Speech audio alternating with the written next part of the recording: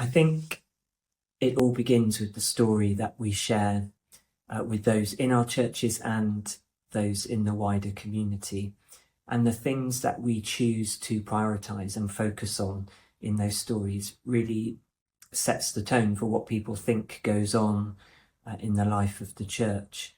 So if we decide that the most important thing is the fact that our building was built in 1323, that's what people will remember. That can be a positive thing if we want to point to God's faithfulness over generations and centuries, but it might also give people the impression that there's not much going on today, that everything important happened in the past. So we have found in our churches that telling a story about how the life of the church has really touched the lives of people, how God's love has really touched people's lives and their families and filtered out into the community. It's been a really positive way of encouraging people to ask, well, what else happens and what might our place be in that story?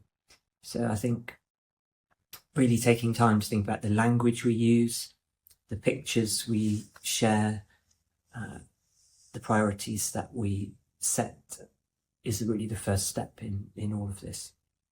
So following on from that, how important do you think it is that the wider community know what the church does, what their local church does, and hopes to do when inviting them to give?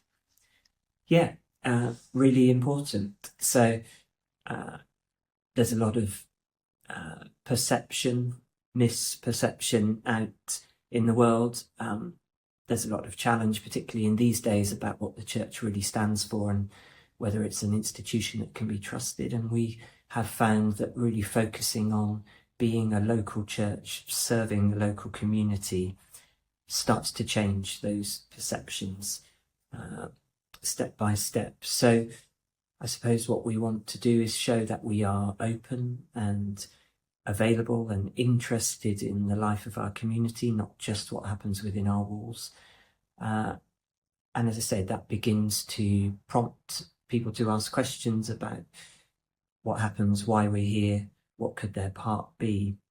And I think the first step in the whole stewardship giving journey is that sense of belonging, that moment when someone thinks, actually, I could have a place here, I could have a part in this story. And then we're able to discuss the question of, well, if we're part of something, what does that look like in practice?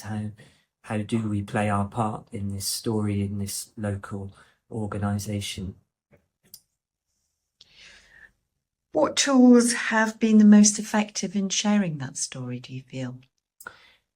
So because it's about story, we have found creative communication to be really important. We're really fortunate in this benefice to have a gifted artist among us. So lots of the things that we put out into the community, lots of the flyers and the posters that we use to promote things that are happening are of a really high quality.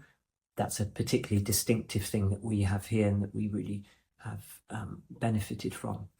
But even so, we decided a couple of years ago to take a really new approach to our annual report, and that has been really significant. So even just the title, we called it an annual celebration.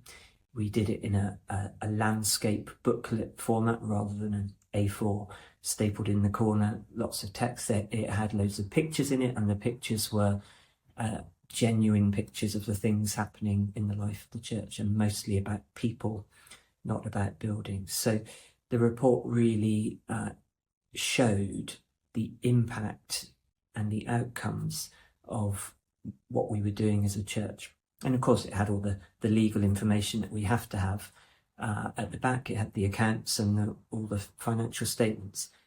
But the first thing that people will have noticed is people meeting together, quotes about how they'd been welcomed, about how engaging with church and faith had an impact on them and their families.